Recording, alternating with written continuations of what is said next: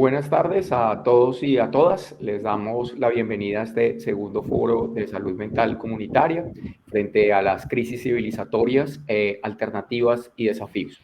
Desde ya hace varios años venimos generando este espacio, liderado desde el curso de psicología comunitaria, en donde el propósito fundamental ha sido empezar a problematizar las categorías de salud y problematizarlas desde perspectivas interdisciplinares.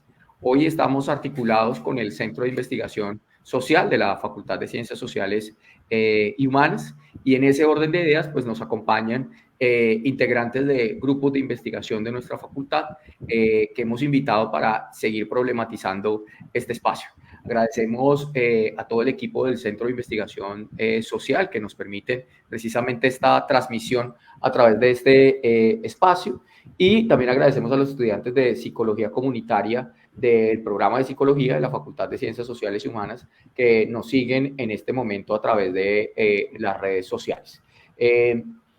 También agradecer a los profesores que hoy nos acompañan. Me va a permitir presentarlos rápidamente, ¿no?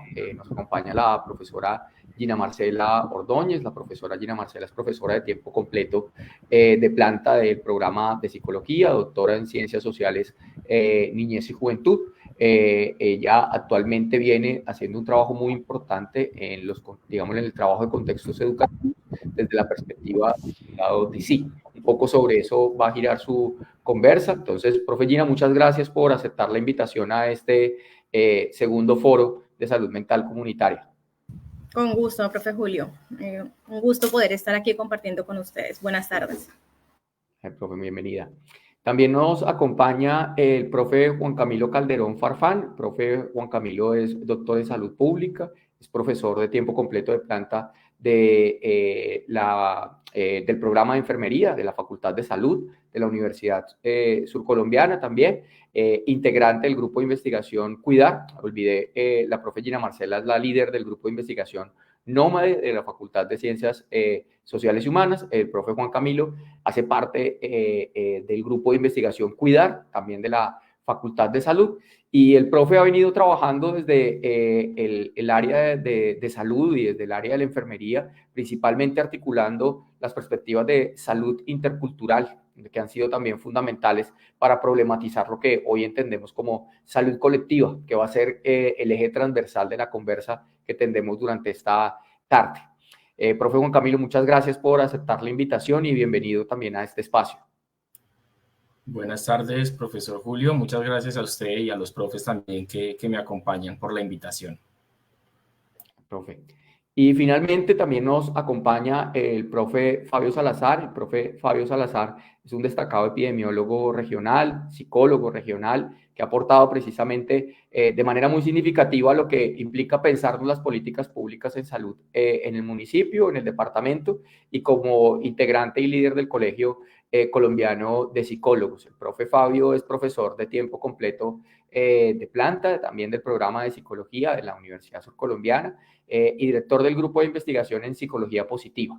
El profe Fabio, digamos, lo ha venido trabajando los temas de prudencia, felicidad y principalmente lo que tiene que ver con salud positiva, que hace parte de esas reflexiones que desde el grupo de investigación han venido trabajando, y desde allí también hoy nos va a compartir estas apreciaciones sobre el tema que nos convoca hoy: salud mental comunitaria, salud colectiva, como uno de los desafíos frente a la policrisis civilizatoria en la que nos encontramos.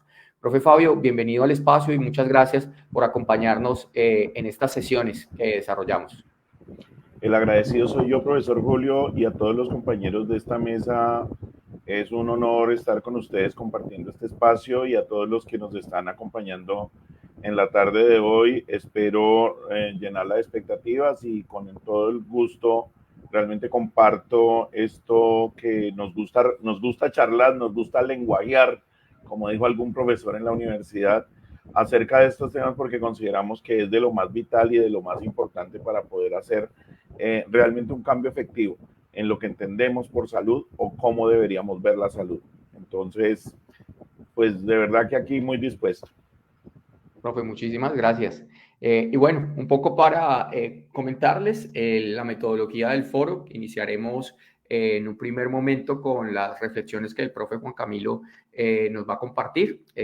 Cada una de las intervenciones tendrá aproximadamente entre 20 y 25 minutos para generar esta reflexión. Seguidamente el profe Juan Camilo seguirá la profe Gina Ordóñez y cerrará el espacio el profe Fabio Salazar. Luego de ello, yo haré una síntesis precisamente de los comentarios y los ejes compartidos por cada uno de nuestros invitados e invitadas y dejaremos el espacio para la participación por parte de quienes están en línea, ¿no? Recordarles a quienes están en línea que estamos en el Centro de Investigación Social, estamos transmitiendo precisamente desde allí, que pueden hacer sus comentarios en la parte de abajo de la transmisión y estaremos recopilándolos para que al final podamos ir desarrollándolos también o profundizando sobre algunos de los aspectos que ustedes consideren. Mencionar entonces de nuevo que este foro surge como una iniciativa de clase, pero también como una iniciativa contextual, ¿no? Una iniciativa contextual que deviene post-pandemia, precisamente en el marco de una crisis sanitaria global que nos puso a reflexionar sobre la tensión capital-vida, sobre precisamente las fragilidades que tiene la vida, pero también sobre las dinámicas de producción y agudización del capital en todas sus formas dentro del planeta. Y cómo precisamente esa tensión capital-vida que se ve manifiesta a través de una crisis de un sistema sanitario para atender una emergencia como fue el SARS-CoV-19, ¿no? Nos pone a nosotros a pensar en una problematización acerca de lo que entendemos como el proyecto civilizatorio contemporáneo. Un proyecto civilizatorio que nos generó una serie de promesas en función del Estado, en función de los sistemas de salud, en función de los sistemas educativos, en función de una economía estable, en función de unas nuevas formas armónicas de relacionamiento con otros y con otras, pero que precisamente el presente y lo que nos develó el SARS-CoV-19 fue una policrisis sistémica en términos económicos, en términos ambientales, en términos sanitarios y en términos psicosociales. Frente a eso, indudablemente nos obliga a replantear los paradigmas desde los cuales hemos venido configurando nuestras maneras de entender la salud, la enfermedad y la vida misma. Y por ello también la problematización en términos de la salud mental.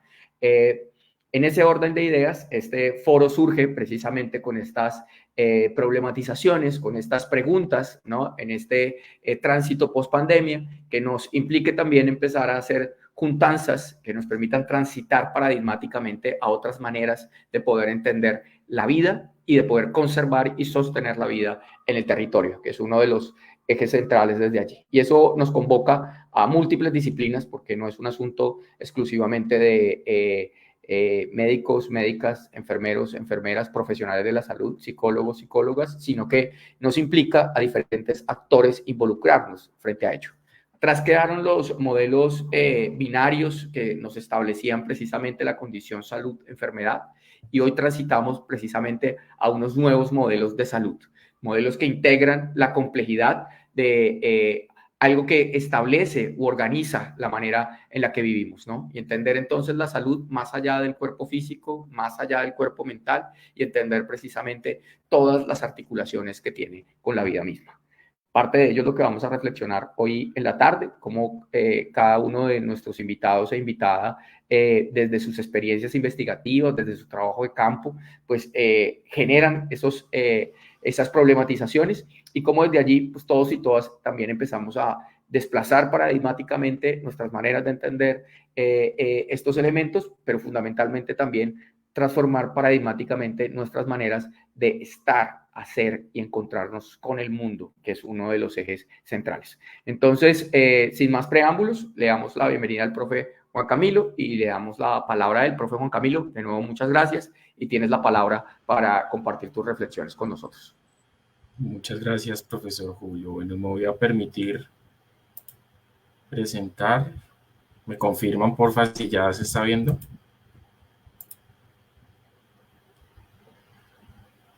Mi pantalla.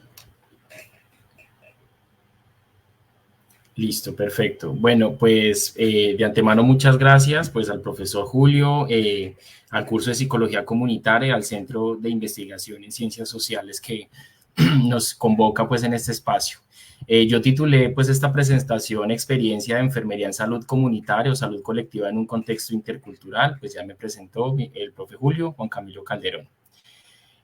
Bueno, antes de hablarles, quiero comentarles desde dónde les hablo, ¿no? Yo hago parte de un grupo de investigación que se llama Cuidar, el cual fue creado en el año 2004 en abril y pues tiene 20 años de existencia este grupo. Digamos, la líder del grupo es la doctora Dolly Arias Torres, quien actualmente es la decana de la Facultad de Ciencias de la Salud en la Surcolombiana, y pues por ese cargo que ya tiene administrativo, en este momento pues yo estoy asumiendo la dirección del grupo. El objetivo que tenemos del grupo es formular, desarrollar y sistematizar investigaciones sobre el cuidado holístico del ser humano, a fin de generar nuevo conocimiento y transformar realidades que contribuyan al desarrollo profesional e interdisciplinar y al mejoramiento de la situación de salud de las personas, familias y comunidades. Bueno, la línea de investigación que tenemos en el grupo es cuidado holístico y pues responde a una de las dos líneas que tiene la facultad, específicamente la de salud de poblaciones. Y al interior del grupo tenemos 3 sublíneas. Uno que es la sublínea del cuidado de la salud de la persona y cuidado de la vida. La otra línea que es cuidado de la salud de poblaciones y salud colectiva, que es en la línea en la cual yo más he venido trabajando. Y la otra sublínea, desarrollo disciplinario y formación del talento humano en enfermería. Acá pues hay un listado de los investigadores de nuestro grupo, comentarles pues que hay también unas colaboraciones, digamos la mayoría somos profes de enfermería, sin embargo pues hay unas colaboraciones también de personas externas que pues sobre todo se han vinculado a algunos proyectos con nuestro grupo de investigación o han desarrollado sus trabajos de formación posgraduada allí. Y en Cuidar tenemos 2 semilleros de investigación, el semillero de investigación en FERUS, que lo coordina el profesor Brian Andrade Méndez, y el semillero de investigación en salud colectiva, que lo coordino yo. Bueno, para comentarles algunos proyectos que se han hecho y también para ir como entrando un poco al tema de la salud comunitaria, quiero mencionarles que hay varios proyectos que por varios años se han realizado en Cuidar. Uno de ellos es un programa que va dirigido al tema de nefroprotección del primer nivel de atención, puntualmente con la S. Carmen Emilio Espina. Proyectos como de educación en salud pública, en enfermería y medicina. Esto fue un coproyecto que se hizo con MinCiencias en el 2017, mirando 2 planes de estudios entre Brasil y Colombia, eficacia de un programa de intervención en salud familiar desde un modelo de promoción de la salud de una teorista de enfermería llamada Nola Pender, perfil profesional y condiciones laborales de enfermeros en unidades de cuidados intensivos, un estudio multicéntrico que se hizo entre Colombia, Argentina y Brasil. Relación entre el rol del cuidador y afrontamiento calidad de vida de cuidadoras de pacientes con falla cardíaca, que se hizo con una red internacional de cuidado cardiovascular, que se realizó entre el 2019 y 2020.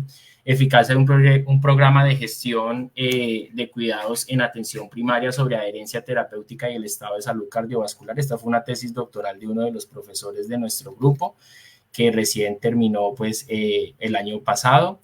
Hay otra tesis doctoral que adelanta otra profe que se llama Determinación Social de la Malnutrición Infantil en la ciudad de Neiva, también está adscrita al grupo.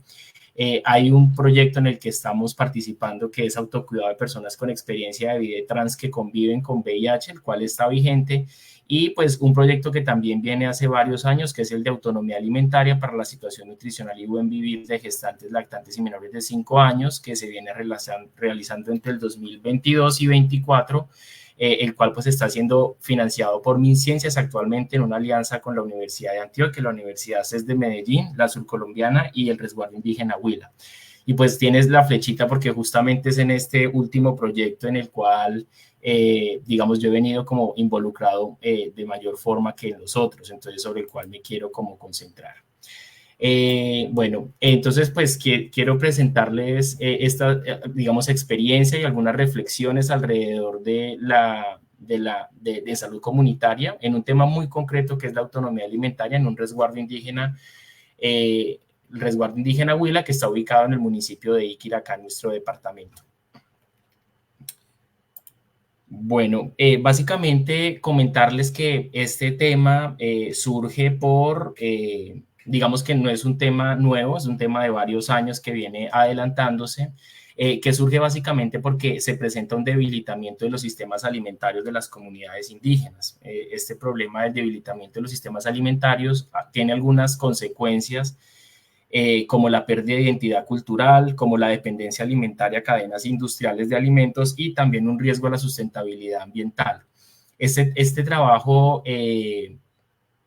digamos que se analiza en cierta medida en un contexto muy específico, que es el resguardo indígena Nasa Huila Río Negro, el cual pues está ubicado en Iquira, pero que es proveniente del departamento del Cauca.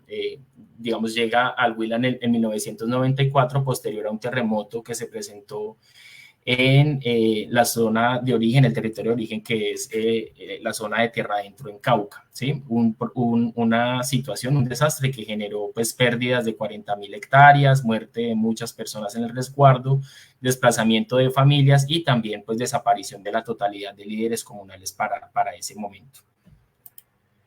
Algunas de las situaciones que se identificaron en el resguardo, que se han identificado, yo les cuento que la verdad que esta comunidad en particular a mí me compromete muchísimo, porque casi que toda mi experiencia formativa en investigación la he realizado sobre todo en este resguardo, desde mi tesis de pregrado, que la trabajamos alrededor del tema de las gestantes indígenas NASA de este resguardo, como mi tesis de maestría alrededor de la salud infantil y finalmente mi tesis doctoral sobre la autonomía alimentaria, la hemos trabajado en su totalidad en este territorio.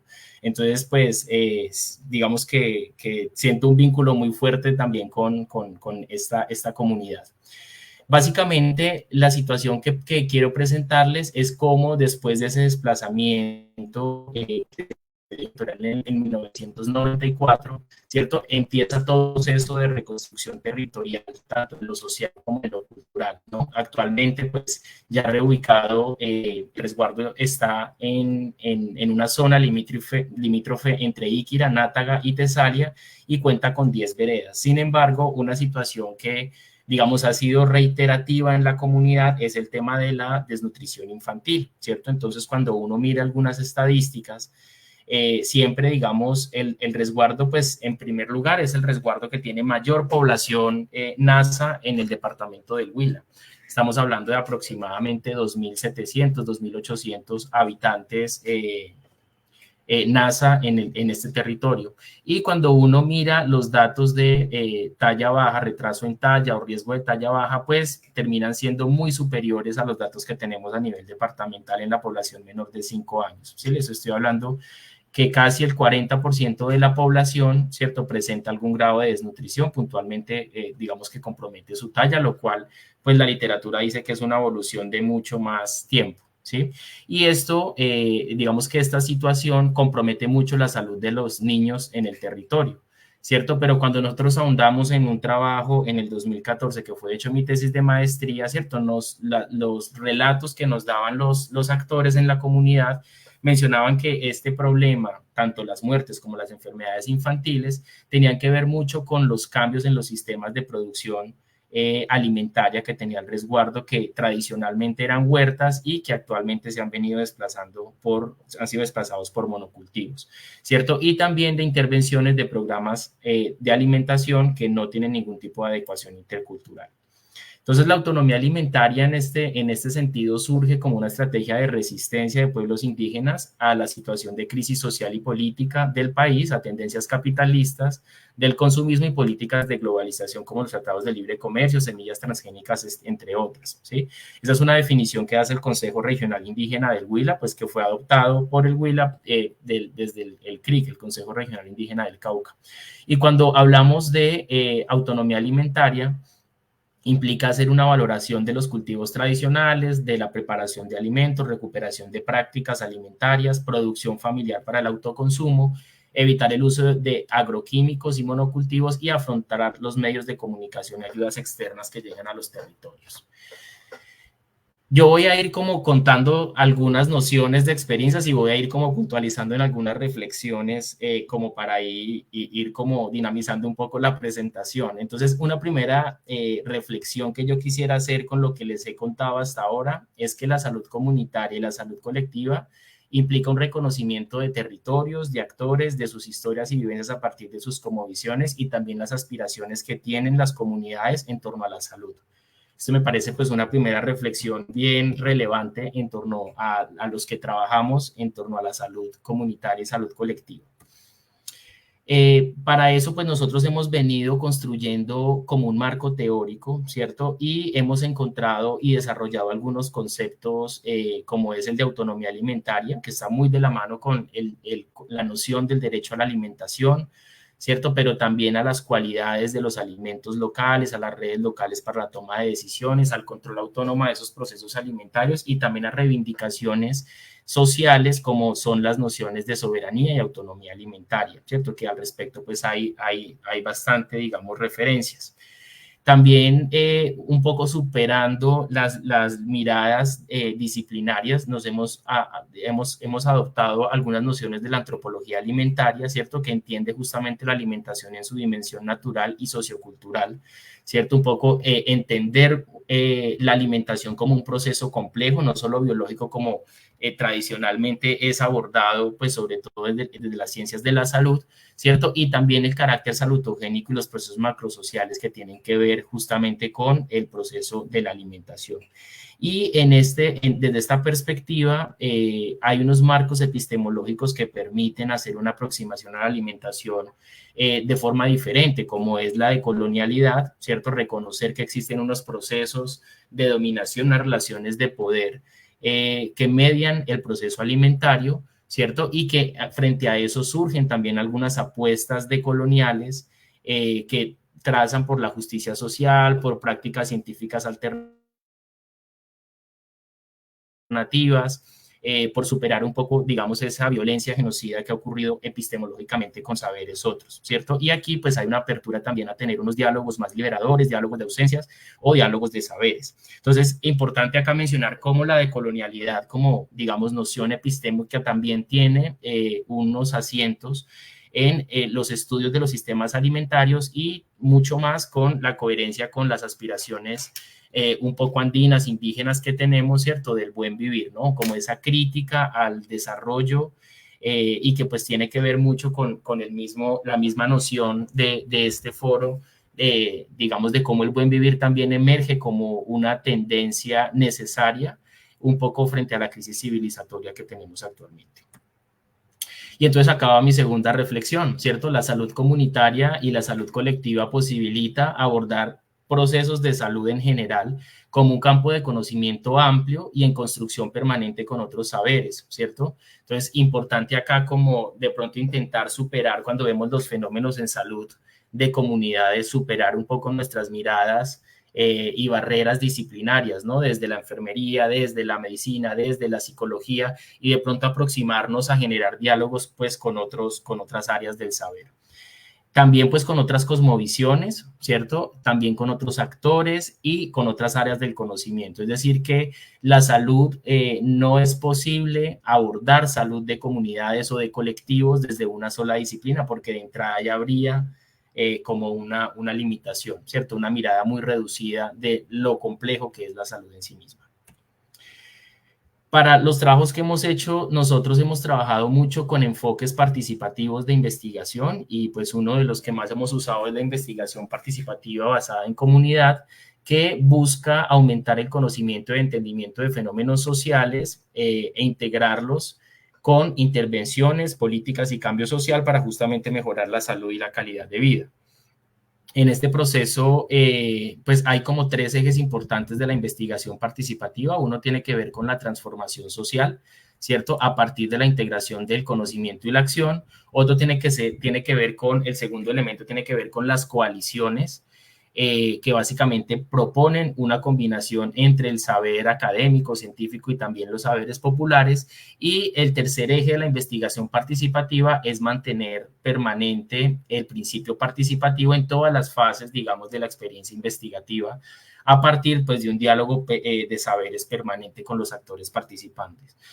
Lo otro es que acá no se ve bien, pero algo pasó con la diapositiva. Lo que se propone desde la investigación participativa es que sea un proceso cíclico, ¿sí? Es decir, que se hace una identificación del problema, una valoración de ese problema, un diálogo alrededor de cómo intervenirlo, una intervención y finalmente una evaluación, y termina siendo pues un proceso constante, si no hay un punto, digamos, de terminación como tal en este tipo de investigaciones. Y pues hacia eso va mi tercera reflexión, ¿cierto? Que la salud comunitaria y la salud colectiva insta justamente a desarrollar metodologías que superen el solo fin de la generación de conocimiento y implica o posiciona, lo ubica uno como investigador en un proceso ético-político de reconocimiento de esos saberes de otros, generalmente pues saberes que son desconocidos por pues las élites o por la academia, ¿cierto? Para la transformación de esas realidades injustas en salud. Acá les voy a presentar algunos productos generales y como ir también relacionando con resultados que hemos encontrado. Este fue un artículo de los primeros trabajos que hicimos alrededor de las prácticas de autonomía alimentaria desde la cosmovisión indígena NASA y logramos ubicar como 3 grupos de prácticas desde la cosmogonía NASA. El primero son las prácticas asociadas al cultivo, ¿cierto? Acá por lo menos un elemento fundamental son las huertas, los tules, en NASA Yuwe, ¿cierto? Como un elemento, un escenario fundamental para hacer esto. Pero esto se combina con prácticas de trabajo comunal como son las mingas o el mano cambio, ¿cierto? El hecho de que yo te invito a trabajar hoy en mi terreno y mañana pues trabajo en lo tuyo. ¿Sí? Y también las prácticas de distribución justamente de la alimentación, que acá una práctica ancestral muy llamativa es el trueque, ¿no? Entonces, acá vemos cómo también hay una forma diferente de relacionamiento pues alrededor de ese tema de la alimentación. Otro proyecto que también se hizo con estudiantes con el semillero de investigación, ¿cierto? Y que fue publicado, es cuáles eran esas condiciones de autonomía alimentaria, cuáles eran las condiciones para lograr esa autonomía alimentaria. Encontramos que es muy importante para hablar de autonomía alimentaria la identidad indígena, ¿cierto? Lo que es la producción para el autoconsumo, no la dependencia, un poco este valor de lo que es la comida saludable, que es lo que se produce con las propias manos, ¿cierto? Que termina siendo saludable también para el cuerpo, y también ese sentido comunitario, ¿cierto? La importancia de la participación y el trabajo comunitario para mantener justamente esta práctica de autonomía alimentaria en los territorios. Aquí esto se desviró todo, pero lo que quiero mostrarles es cómo en el proceso alimentario, en las diferentes fases de producción, distribución, preparación y consumo, hay una tensión permanente, ¿cierto?, entre lo que es la alimentación propia, la alimentación tradicional, con la alimentación impuesta un poco desde el mercado, ¿cierto? Y cómo se identifican procesos de colonialidad, un poco desde la mirada de colonial que les estaba dando, que hay unos procesos de colonialidad del saber, ¿cierto? Que muchas veces es instaurado por instituciones como el ICA, como el bienestar familiar, pero también hay un proceso de colonialidad del ser indígena, también hay un proceso colonial por la madre naturaleza y también una colonialidad, pues como ya lo mencionaba, del poder saber en cada una de estas fases, y que un poco en este margen, en esta tensión permanente frente a las formas de alimentarse, hay unos procesos decoloniales del poder, saber, del ser y también de la madre naturaleza, siguiendo un poco los planteamientos de Catherine Walsh, digamos de resistencia comunitaria frente un poco a esta imposición y tensión que se mantiene. Acá quiero mostrarles cómo se conecta este tema de la alimentación desde la cosmovisión NASA con la autonomía alimentaria. Entonces, hay por lo menos 3 asociaciones que hacen las comunidades. Uno, como la autonomía alimentaria promueve salud física, pero también espiritual, ¿cierto? Uno, porque ese alimento que se cultiva de las propias manos es un alimento pues que es considerado sano en el territorio, que les puede garantizar más longevidad y también les previene algunas enfermedades, pero también hay toda una noción, digamos, de saberes alrededor de que lo que yo consumo, ¿cierto?, tiene también un valor medicinal. Entonces hay una relación entre el alimento y la medicina. Y pues también tener en cuenta que tanto el alimento como la medicina tradicional, las plantas medicinales, pues se producen en un mismo escenario que es la huerta o el tul en Nasa Yuwe. También como hay un proceso de autonomía alimentaria y salud con lo que tiene que ver con la armonía comunitaria, ¿no? Cómo estas prácticas alimentarias mantienen la convivencia y la comunalidad, ¿cierto? En diferentes escenarios como las cocinas, los rituales, las mingas, entre otros, ¿cierto?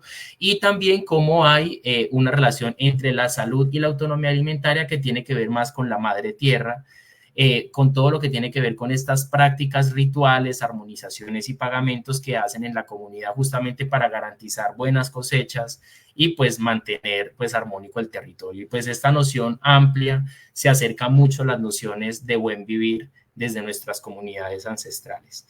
En esta diapositiva quiero mostrarles es cómo en trabajos desde salud comunitaria uno termina con muchas acciones, ¿cierto? Para poder intervenir los fenómenos. Entonces, por lo menos para el caso de este trabajo, encontrábamos algunas digamos, sugerencias para trabajar a nivel educativo, a nivel de gobernabilidad, a nivel espiritual, a nivel familiar y también a nivel de los saberes ancestrales.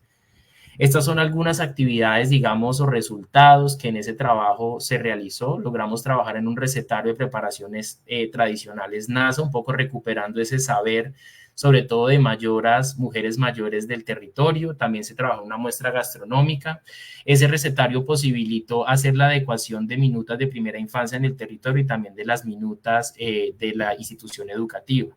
Entonces, también quisiera resaltar cómo por lo menos un recetario, ¿cierto? Que también termina siendo una muestra de diálogo de saberes porque recoge saberes ancestrales, pero también información relevante a nivel nutricional, como sea el aporte nutricional, termina siendo una herramienta útil y también un recurso de poder incluso para la comunidad para lograr negociar con la institucionalidad.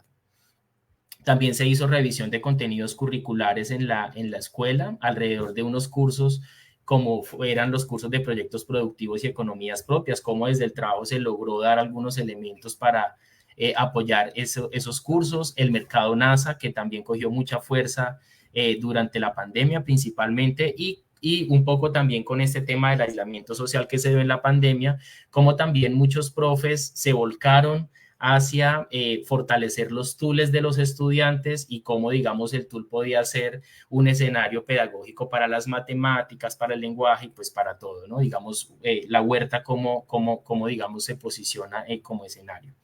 Este fue también un poco de esa experiencia que tuvimos, logramos publicar este artículo, COVID-19, una oportunidad para revitalizar la autonomía alimentaria en comunidades indígenas, y justamente muestra cómo en los diferentes momentos o procesos alimentarios, la pandemia significó un cambio de prácticas, pero un cambio de prácticas que iban más que todo hacia fortalecer la autonomía alimentaria, ¿no? Como una mirada nuevamente a la huerta, a la semilla nativa, a los abonos orgánicos, al trueque, al mercado NASA, entre otros, ¿cierto? Entonces también muy importante como este acompañamiento, digamos, de estos cambios que se presentan. Y acá pues hay unas reflexiones que también quiero compartirles. Los resultados obtenidos en proyectos en salud comunitaria y colectiva en primer lugar develan procesos de reproducción social, de poder y dominación en salud de grupos vulnerables. También muestra algunos aspectos simbólicos y subjetivos de la salud desde las cosmovisiones de las poblaciones que se conectan con el plano físico, espiritual, comunitario en relación con la naturaleza, ¿cierto? Y desde estos trabajos en salud comunitaria también se sugieren y permiten desarrollar acciones futuras de intervención pertinentes y legítimos para ese contexto específico a partir del diálogo de saberes. Ay, perdón, que acá hubo un cambio en... Bueno, en esta diapositiva, este es otro trabajo que nosotros realizamos. Este fue un estudio de revisión donde justamente lo que hicimos fue mirar qué tanto se trabajaba en otras latitudes este tema de la soberanía y la autonomía alimentaria. Y nosotros, pues, que hemos trabajado siempre en una comunidad pequeña, que es el resguardo indígena, ¿cierto? No alcanza a llegar a los 3.000 habitantes, pero resulta que la potencia o las problemáticas que tenía esta comunidad han sido también analizadas y reflexionadas en diferentes latitudes. Entonces acá vemos un mapa, digamos, de los diferentes estudios que encontramos alrededor del mundo sobre este tema de la autonomía y la soberanía alimentaria. Y encontramos justamente que hay unos conceptos, ¿cierto? Como es los sistemas alimentarios indígenas, la soberanía y la autonomía alimentaria. También hay unas estrategias de resistencia, ¿cierto? Como es todo lo que tiene que ver con el fortalecimiento de la alimentación tradicional, de las prácticas agrícolas alternativas, de filosofías indígenas o cosmovisiones indígenas, de la gobernanza justamente de esos sistemas alimentarios y unas perspectivas teóricas que pueden, digamos, reforzar mucho el trabajo desde estas miradas, como es el buen vivir, la agroecología y la decolonización. Y acaba pues la quinta reflexión, ¿cierto? Las situaciones de salud comunitaria y colectiva tienden a tener una reproducción tanto a nivel macro y microsocial, por lo cual es frecuente que las situaciones que tenemos en nuestros contextos y que estamos analizando permanentemente existan en otros contextos, tanto regionales, nacionales e internacionales. Y creo que es un poco ese artículo que muestra cómo este tema o problemática pues es un problema casi que mundial. Y pues ya como para ir cerrando, quiero comentarles que este trabajo, digamos ya una vez el cierre de ese proyecto, en el 2021 nosotros aplicamos a una convocatoria de MinCiencias con este proyecto que se tituló Fortalecimiento de Autonomía Alimentaria para el Mejoramiento de la Nutrición Nutricional y Buen Vivir de Gestantes, Lactantes y Menores de 5 años en el resguardo. Para lo cual pues se hizo una alianza entre la Surcolombiana, la Universidad de Antioquia, la Universidad CES de Medellín y el Resguardo, y pues esta propuesta fue financiada por MinCiencias, ¿cierto? Actualmente estamos pues ya en el último del tercer año de este proyecto y pues cuando también un poco desde la mirada de la investigación participativa uno termina un proyecto y termina como con muchísimos más. A la luz, digamos, de este proyecto Sombrilla han surgido otros microproyectos, sobre todo pues que han sido priorizados por la comunidad, que son los que vemos al lado, ¿cierto? El tema de recuperación de semillas nativas. Se está trabajando también en un microproyecto de construcción de túneles pilotos, sobre todo en escenarios educativos, de capacitación y sensibilización comunitaria en autonomía alimentaria. También se ha hecho la co-construcción del calendario agrícola NASA. Se está trabajando en un diseño de filtros de agua con recursos de la propia comunidad y un proyecto de maestría que está anclado a este proyecto más grande sobre buenos vivires juveniles. Entonces, así acaba mi reflexión de cierre, que también creo que ya el tiempo me dio, ¿cierto? Que es que justamente estos proyectos de investigación en salud comunitaria y colectiva son trabajos inacabados, pues el cierre de un proyecto implica la identificación de nuevas necesidades comunitarias y proyectos futuros a realizar, lo cual pues es congruente con procesos cíclicos de investigación como la investigación participativa basada en comunidad y la investigación de acción participativa. Muchísimas gracias.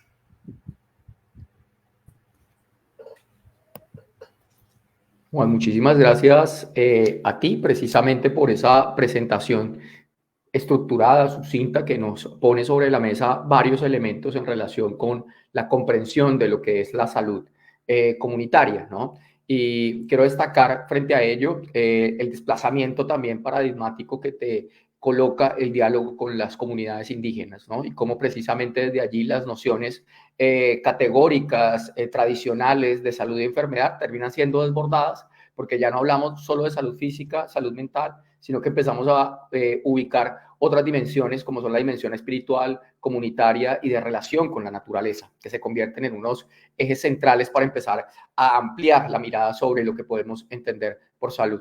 Segundo elemento también muy importante para destacar de lo que mencionas es la manera como se construyen los saberes en torno a salud y cómo las metodologías participativas, la investigación, acción participativa en este caso, pues nos abre una mirada en términos de construcción de saberes de manera colectiva, ¿no? Como el trabajo en torno a la salud no es un ejercicio de alguien que es de experto y unos inexpertos, sino que parte de la construcción de un saber colectivo, ¿no? Y que implica precisamente la toma de decisiones de manera comunitaria. Y un tercer elemento dentro de los muchos allí destacados de la presentación, como efectivamente una problemática muy concreta como es el tema de la desnutrición nos termina llevando a analizar elementos del orden meso y macro, ¿no? En términos del orden regional, nacional y global, como es el tema de la seguridad alimentaria, ¿no? Como uno de los elementos centrales y cómo precisamente analizar la seguridad alimentaria no se responde simplemente con un elemento asistencial relacionado con ello,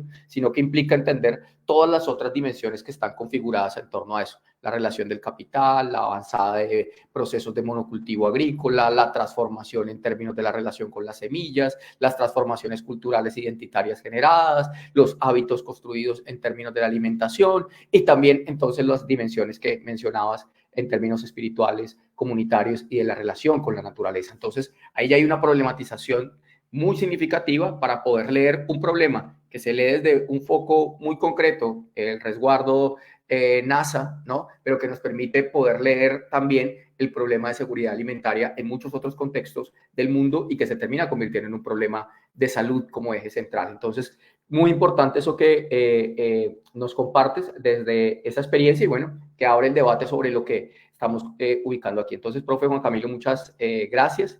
Vamos a darle la palabra a la profesora Gina Ordóñez, que también nos va a hablar de su experiencia en contextos educativos, ¿no? Las reflexiones que ha venido desarrollando precisamente desde contextos educativos y particularmente desde la perspectiva del cuidado de sí y el trabajo de acompañamiento y cuidado emocional que se hace también en los contextos educativos y que en muchas ocasiones termina siendo invisibilizado en los discursos de salud y en los discursos de salud mental.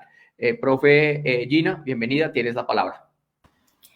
Profe Julio, muchísimas gracias. Muchas gracias a Juan Camilo por la presentación y compartirnos estas experiencias en investigación.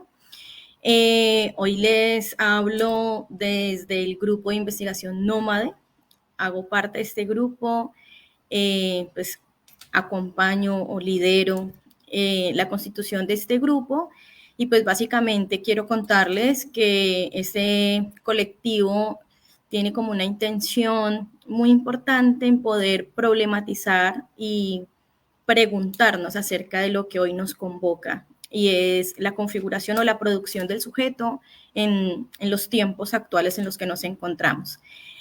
Contarles que es un grupo de investigación interfacultad, estamos allí amigos, colegas de la Facultad de Ciencias Sociales y Humanas y de la Facultad de Educación, precisamente en esta necesidad de poder reflexionar, analizar, comprender lo que suscita a diario en la producción subjetiva con relación a las diferentes disciplinas que nos permiten entrar a mirar de una manera mucho más compleja lo que acontece en la cotidianidad. Nosotros nos hemos centrado mucho más en escenarios escolares, sin embargo, pues lo que hoy les voy a contar creo que también implica la cotidianidad de nuestra sociedad.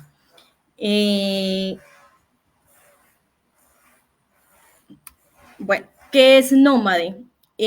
Nómade es un nombre que surge en diálogo con un amigo, colega muy cercano, que fue Horacio Belgi, en uno de sus textos, Convivencia y Poder en la Escuela.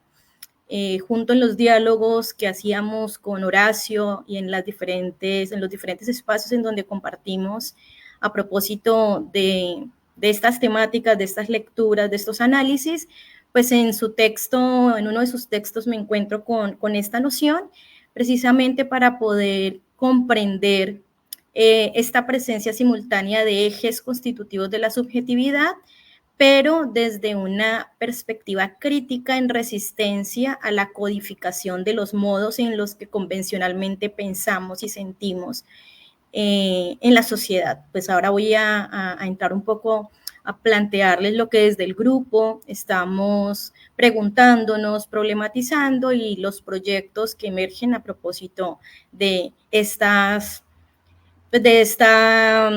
reflexión acerca de Nómade. De allí nace nuestro nombre como grupo, un grupo que nace en diciembre del 2020 y nos encontramos algunos psicólogos de la facultad y una profe psicóloga que está en la Facultad de Educación. Queremos entonces, con el grupo de investigación, poder fortalecer estos procesos que propendan por diseñar, pensar, reflexionar propuestas, no solo de investigación, sino también de responsabilidad social, de llegar con las comunidades a poder construir sobre estas reflexiones que nos ponen hoy o que nos invitan a pensar hoy a propósito de la producción del sujeto en la contemporaneidad, la escuela como dispositivo, los procesos socioeducativos, la memoria, los imaginarios sociales, las formas de poder que se instalan en las dinámicas cotidianas en estos escenarios y pues poder pensar estrategias para acompañar, reflexionar, construir con los diferentes actores educativos. El grupo de investigación Nómade en este momento está orientado a partir de 3 líneas de investigación, una de ellas educación, convivencia y subjetivación, imaginarios sociales y memoria, y una última línea de investigación que se ha titulado psicoanálisis, sujeto y lazo social en la contemporaneidad. precisamente en esta articulación de dos de las líneas que les enuncio, educación, convivencia y subjetivación, y la de psicoanálisis, sujeto y lazo social, circulan nuestras apuestas, nuestras reflexiones, y han emergido los proyectos que ustedes ven allí en pantalla, como Escuela Rural y Cuidado y Atención Psicopedagógica a las Dificultades del Aprendizaje Escolar, desde esta mirada de lo que implica pensar nómadamente. Tenemos adscritos 2 semilleros de investigación, uno de ellos SEMSE, Semillero en Psicología y Educación. Allí pues participan estudiantes del programa de psicología y estudiantes de las diferentes licenciaturas de la Facultad de Educación. Y el semillero Psicoanálisis y Acontecimientos de la Época, que también pues hacen parte estudiantes del programa de psicología. Y pues creo que tenemos muchos puntos de encuentro y pues venimos trabajando arduamente en esta reflexión. Entonces, pues básicamente quería como presentar el grupo, que es un grupo reciente. Estamos pues reconocidos institucionalmente, y pues ahora quiero presentar las reflexiones a propósito de la invitación a este foro con relación a la salud mental, como se ha enunciado, y poderles plantear algunas nociones y pues algunos elementos que desde el grupo consideramos importante poderles compartir. En un primer momento, contarles que estos proyectos que nosotros pues, en los que estamos hoy trabajando, en narrativa y cuidado de sí en escuela rural, y el proyecto a propósito del aprendizaje, o lo que enunciamos como dificultades del aprendizaje, pues parten de una reflexión por la pregunta que nos hacemos con relación a la producción del sujeto, y pensarnos, por ejemplo, un sujeto, queremos pensarnos una mirada no binaria, o sea, no pensarnos si está bien, está mal, es correcto, es incorrecto, es bueno o malo, sino básicamente ubicarnos en una lógica en la que hoy nos mueve el sistema, y es en una lógica de rendimiento, en una lógica de producción, en una lógica del consumo, en una lógica de ser emprendedores, en una lógica de conducirnos a nosotros mismos, en una lógica de autogobernarnos, o sea, hacernos responsables. Esta mirada, esta reflexión frente a este momento en el que nos encontramos con unos ideales de éxito, con unos ideales de bienestar, con unos ideales en salud, precisamente, nos mueven hacia estas apuestas que desde el grupo venimos haciendo, y es precisamente a poder comprender estas verdades o estos saberes que se legitiman socialmente y que se instalan en uno de los escenarios, como lo es la escuela, para producir a este sujeto, un sujeto que produzca, un sujeto que rinda, un sujeto que pueda emprender, un sujeto que todo lo puede, un sujeto que debe ser feliz, y unos discursos que empiezan a legitimarse y a instalarse como verdad en nuestra producción como sujetos, no subjetiva. Digamos que aquí una de las categorías importantes es la categoría de subjetivación, como proceso en la comprensión de lo que debemos ser como sujetos para poder responder a este sistema. En esta reflexión, en esta mirada con relación a la producción, a cómo los espacios producen, cómo los tiempos producen, cómo los discursos también nos producen subjetivamente, pues vienen algunas reflexiones en el contexto escolar, y es precisamente poder pensarnos estas significaciones y estas valoraciones en las diferentes circunstancias a propósito de una categoría muy importante que venimos trabajando desde el grupo, y es la categoría del cuidado.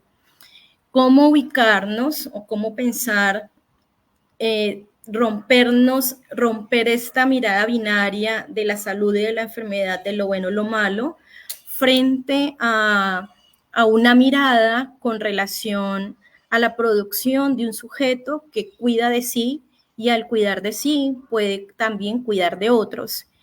Básicamente, en esta apuesta, pues estamos buscando romper quizás estas significaciones que regularmente realizamos nosotros en el mundo cotidiano, para ubicarnos más en una perspectiva desde el proceso comprensivo, la capacidad de poder inquietarnos, de poder reflexionar, de poder preguntarnos frente a lo que acontece en nuestra cotidianidad y no simplemente, o no, bueno, no simplemente no, sino no responder de manera automática a estos ideales que desde la sociedad se nos impone, sino cómo resistimos a estos saberes legitimados y poder pensar prácticas otras frente a lo que acontece a diario en nuestra sociedad. Estas resistencias nos llevan a pensar estas dos propuestas, una propuesta desde las narrativas y el cuidado y una propuesta desde el aprendizaje.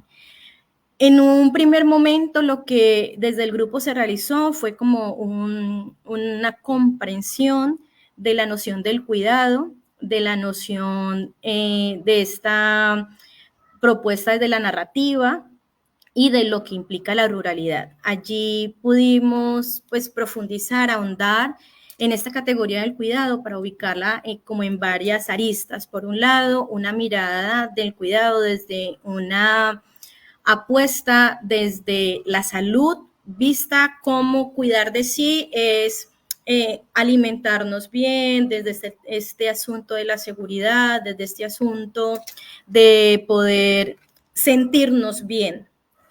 Pero veíamos, bueno, ¿y cómo hacer posible el sentirnos bien?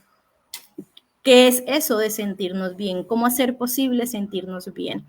Y encontrábamos otra línea importante en las búsquedas que realizábamos con relación al cuidado, y es una mirada del cuidado como un proceso que nos permite comprendernos, inquietarnos, resistirnos frente a esas prácticas hegemónicas que se instalan y poder también pensar en que estas decisiones y estas formas de construcción subjetiva y formas de construcción social implican también diferencias con lo que hegemónicamente se instalan y que parten de las diversidades, de las particularidades, de las historias propias que nos acompañan, de comprender un sujeto histórico, o sea, que responde también a una historia, pero no solamente a una historia, sino a unas posibilidades. Y aquí hay una palabra muy, muy, muy, muy importante que creo que nos invita también a pensar lo que hoy nos convoca en el foro y son los desafíos, y es poder contemplar el mundo de las posibilidades. ¿Qué es posible con lo que tengo y qué es posible con la historia que me ha acompañado?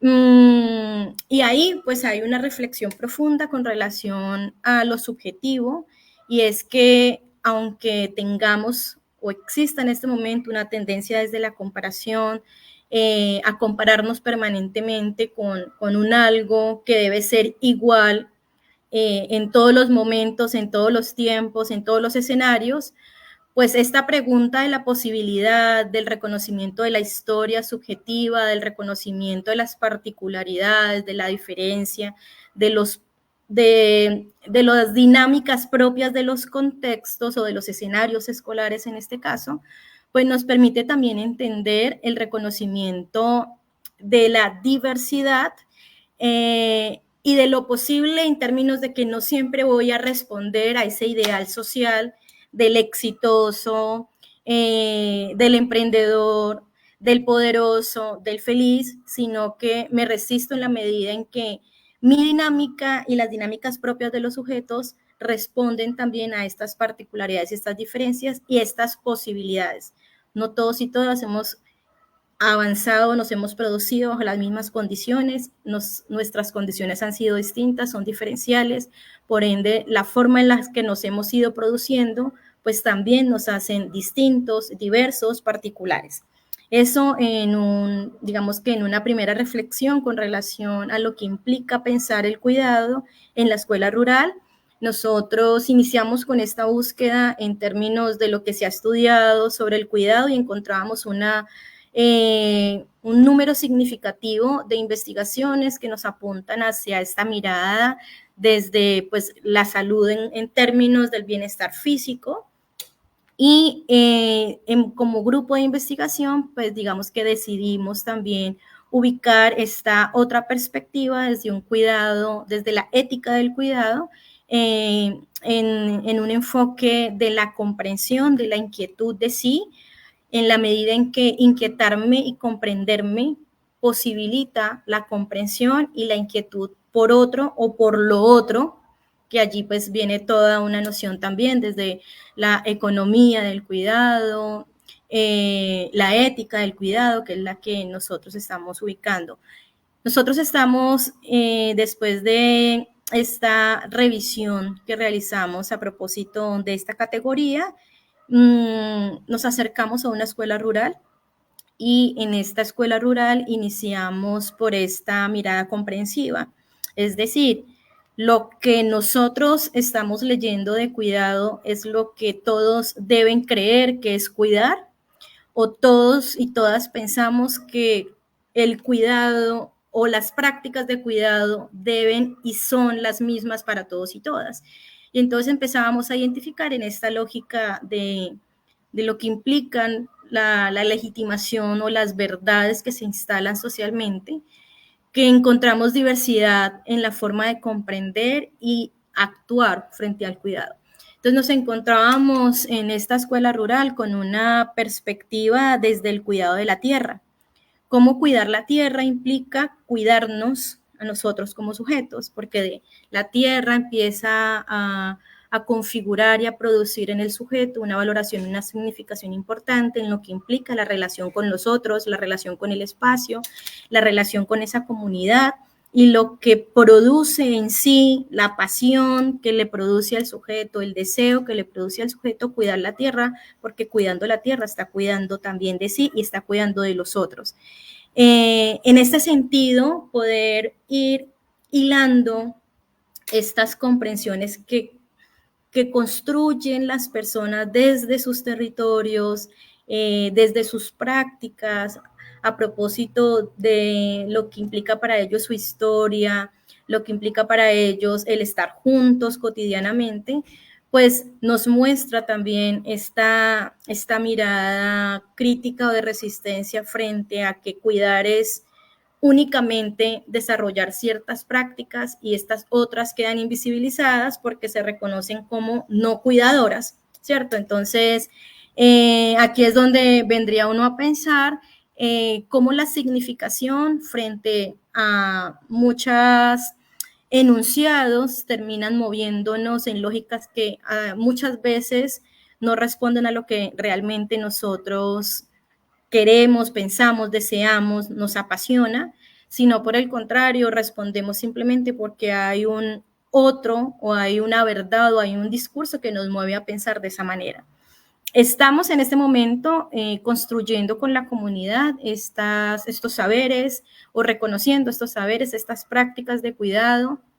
Nuestra apuesta es poder construir conjuntamente o ir pensando y reconociendo prácticas que nos posibiliten cuidarnos, pero cuidarnos en términos de lo que para ellos también es importante, lo que para ellos se reconoce como cuidado a partir de estas perspectivas y a partir de lo que es también su historia y su experiencia vital.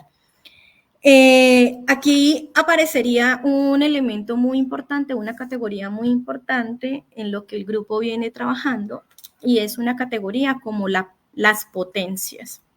Y creo que la traigo a esta conversa porque creo que la potencia nos mueve del enunciado de la salud y de la enfermedad.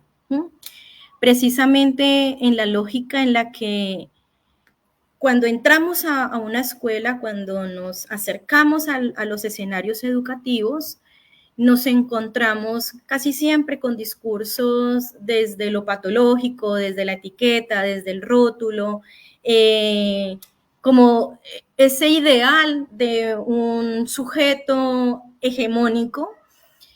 Y lo que empezamos a identificar en lo profundo, en el diálogo, en la comprensión, en el caminar, en el estar con las personas, es precisamente que a veces estamos tan deseosos de encontrar el problema que olvidamos o desconocemos las potencias, porque es con las potencias desde lo que el grupo viene reflexionando, con lo que queremos nosotros empezar quizás a hacer trabajos muy fuertes.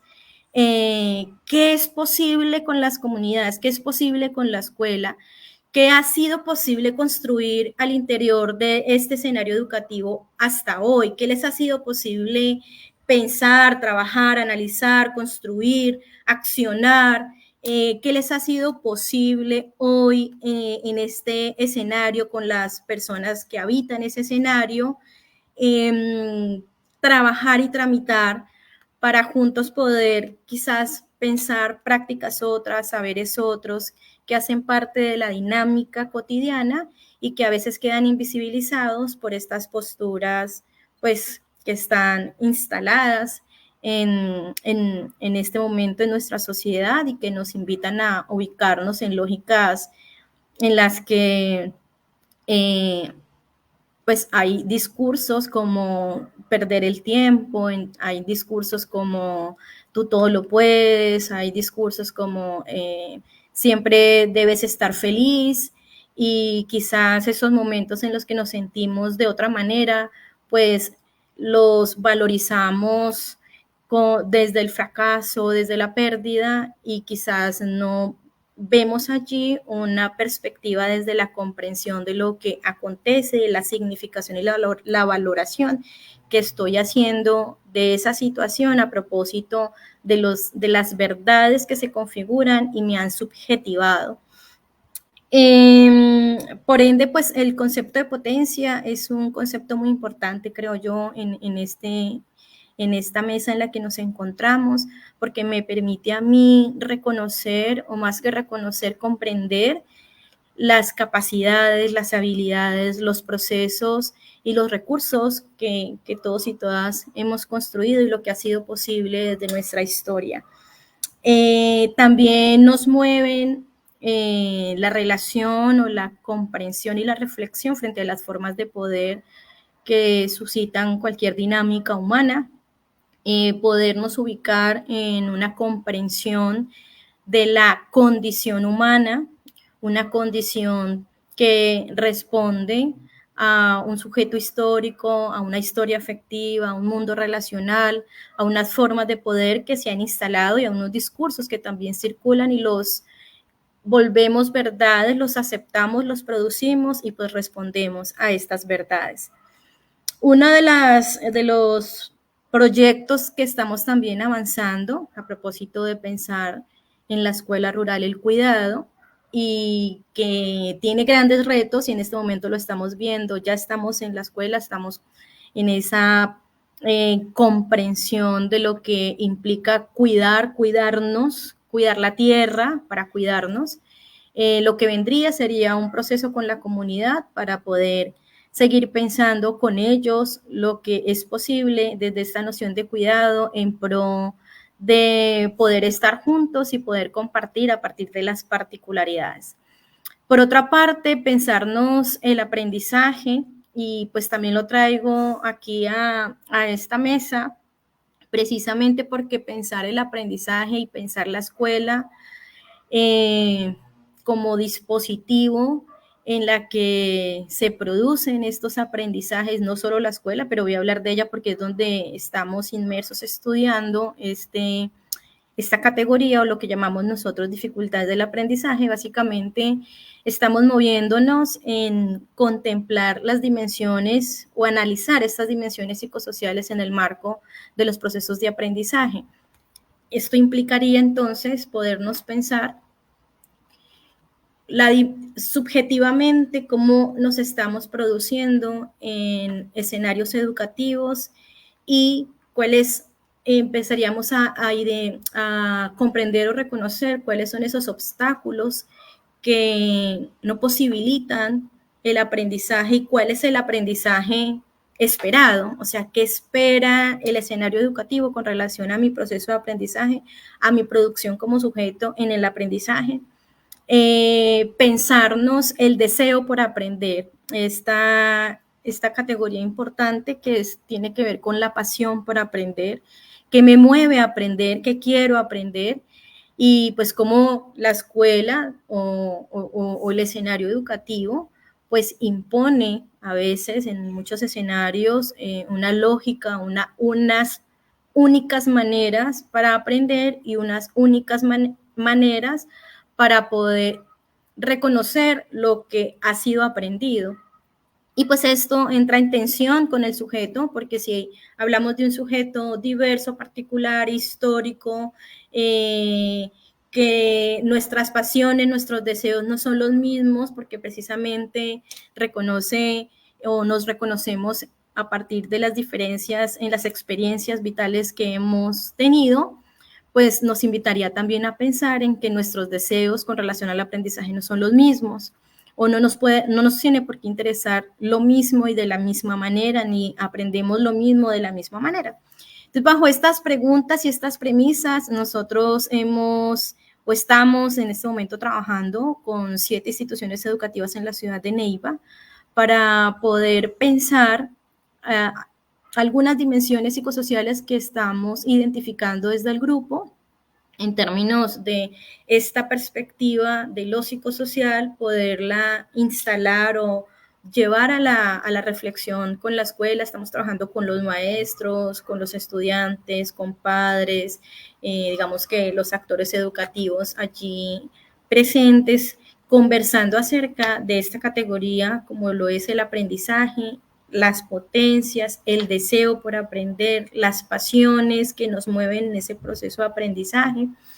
Y en esa medida poder contemplar con las instituciones en este trabajo conjunto que estamos realizando, estas dimensiones para quizás ir viendo que no es un asunto exclusivamente o no es un asunto en la que centramos regularmente el problema o en el estudiante o en el maestro o en el directivo o en el padre de familia, sino que nos invita a movernos en una reflexión muy compleja de la condición humana, de lo que implica la condición humana. Y estas dimensiones las estamos tratando de ubicar en términos del reconocimiento territorial. Entonces, lo subjetivo, ¿cuál es y cómo aparece esta producción subjetiva en la escuela? La dimensión familiar, la dimensión curricular en términos de lo que implica la relación de los diferentes actores y las dinámicas escolares, y la dimensión territorial, porque pues la escuela está ubicada, está en una comunidad y allí hay una infinidad de situaciones, dimensiones que debemos contemplar en la lógica y la dinámica de movilidad y de encuentro de los actores que hacen parte de estas instancias. Yo voy dejando por allí para lo que vendría ahora en las preguntas, pero básicamente es contarles de estas apuestas que hace el Grupo de Investigación Nómade desde esta mirada del cuidado en escuela rural y desde esta perspectiva del aprendizaje en distintas instituciones hoy de Neiva. Profe Gina, muchas gracias. Precisamente la perspectiva de salud comunitaria que venimos conversando en la tarde de hoy, tú nos planteas un panorama que es los contextos escolares, ¿no? Precisamente que también son fundamentales para poder entender las dimensiones de la salud, ¿no? Y cómo desde el contexto escolar, ¿no?, se instalan una serie de dinámicas de producción, de rendimiento, que configuran unas subjetividades que están, digámoslo, en función de ese rendimiento y esa productividad. ¿Cómo hablar de salud mental? ¿Cómo hablar de salud, ¿no?, cuando no tenemos tiempo para tomarnos un café con un amigo, con una amiga, cuando no tenemos tiempo para poder caminar tranquilamente en algún espacio, cuando no tenemos tiempo, porque termina haciendo la frase, ¿no? No tenemos tiempo, no tengo tiempo, no tengo tiempo, estoy ocupado. Son las frases que sintetizan la productividad exagerada del día de hoy. No tenemos tiempo ni siquiera para conversar en estos espacios, ¿no? Porque en muchos casos y en los contextos escolares estamos pendientes desde el indicador, la nota. ¿Cómo hablar de salud colectiva cuando precisamente nuestros mismos entornos laborales y en este caso escolares nos llevan es precisamente a un maltrato físico, a un maltrato mental, a un maltrato espiritual, a un maltrato en la relación con el otro, porque el otro deja de ser persona y se convierte o en mi competencia o en mi autoridad o en mi juez, ¿no? Y cómo empezamos a posibilitar otros elementos que nos permitan pensar ese en torno al cuidado de la vida, ¿no? Y precisamente no hablamos de un elemento antropocéntrico, sino que hablamos de un elemento capitalocéntrico, en el sentido que precisamente la educación, los contextos escolares están centrados en la productividad, en el rendimiento, ¿no? Y no ni siquiera en lo humano, ¿sí? Y por lo tanto ni siquiera en lo humano, ni siquiera en la vida, ¿no? Porque no tenemos tiempo para reflexionar sobre la vida, sino para pasar por encima de ella. Y yo creo que eso que tú nos mencionas allí, la experiencia precisamente en contextos rurales, donde se empiezan a instalar estos discursos, ¿no? Que rompen también la dinámica del contexto en el cual se desarrollan, ¿no? Un contexto en el cual la relación con el río, la relación con la montaña, las prácticas que están dadas allí, que son otros tiempos y otras espacialidades, terminan transformándose ante la velocidad del capital, ante la velocidad del rendimiento, ante la idea civilizatoria de lo que debe ser alguien en la vida, ¿no? Y entonces te desconecta de la montaña, te desconecta del río, te desconecta de la tierra, ¿no? Y cómo hablamos de salud colectiva cuando ni siquiera nos estamos conectando con el territorio que habitamos, que caminamos, que respiramos. Pero como también en medio de eso, pues las comunidades, los sujetos se potencian y generan precisamente también pasiones para resistir en medio de todo ello, ¿no? Y entonces esas prácticas de cuidado, ¿no? Terminan siendo polifónicas, como lo mencionas, ¿no? Porque implica reconocer como los diferentes lugares desde los cuales se construyen. Entonces, aquí hay una mirada también sobre esto que estamos hablando de salud mental comunitaria, de salud colectiva. Tenemos una mirada que nos ubicaba en una problemática muy concreta, seguridad alimentaria, y que nos ponía a pensar también sobre mucha reflexión, sobre muchas dimensiones.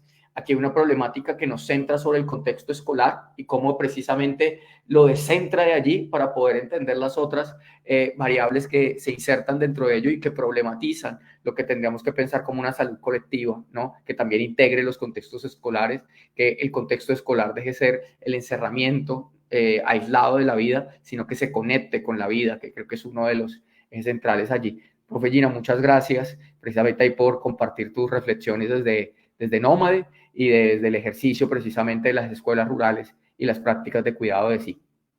Muchas gracias, profe Julio. Bien, vamos a cerrar este foro con la participación del profe Fabio Salazar. Ya hacíamos hace un rato la presentación del profe Fabio. Él nos va a hablar precisamente desde esa experiencia que tiene como epidemiólogo, como psicólogo, como consultor en las políticas públicas de salud y de salud mental, sobre estas transformaciones y estas problematizaciones que se nos vienen presentando en este presente. Profe Fabio, muchas gracias también por aceptar y tienes la palabra. Muchísimas gracias, profesor Julio. Pues muy bien, yo creo que vamos comenzando. Básicamente creo que voy a ser un poco disruptivo en la línea de lo que mis ilustrísimos antecesores han presentado, y es porque pretendo, me voy a adelantar a mencionar el propósito de mi intervención el día de hoy, y es que pretendo